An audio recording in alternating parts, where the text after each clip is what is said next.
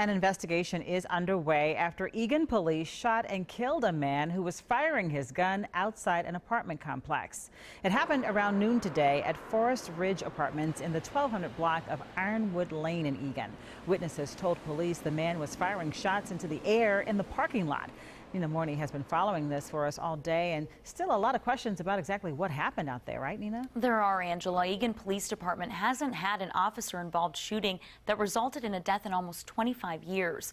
Police expect the medical examiner to release the name of the man who died tomorrow after his family is notified. We talked with some of his neighbors tonight who say they're shocked he was involved in this.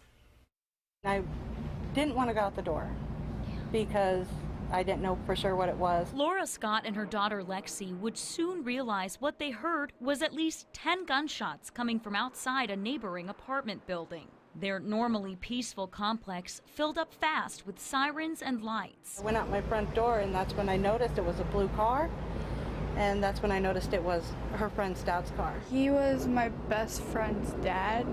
He was like another dad to me. Lexi says her best friend is 16 years old and lives with her father, but thankfully wasn't home when the shots were fired. He was a happy-go-lucky guy, very kind-hearted. I don't know why this would happen to him. A question investigators are working to answer. The caller described a male subject out in front of an apartment building. Eagan police say there was more gunfire when officers arrived. They didn't say who fired first. No officers were hurt. The subject was pronounced deceased later at the scene. The Scotts say the man's daughter came straight to their home when she arrived at the apartments. I just let her cry.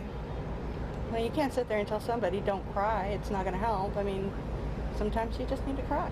A neighborhood left confused and hurt, offering what little comfort they can. I've already let them both know, her grandmother and her, know that I am here for them. If they need anything, to let me know. Since this was an officer-involved shooting, the Minnesota Bureau of Apprehension is taking over the investigation from Eagan Police. Angela.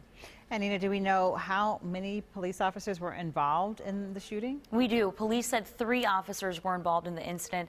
They're going to be placed on an administrative leave during this investigation, which is standard procedure when officers are involved in shootings.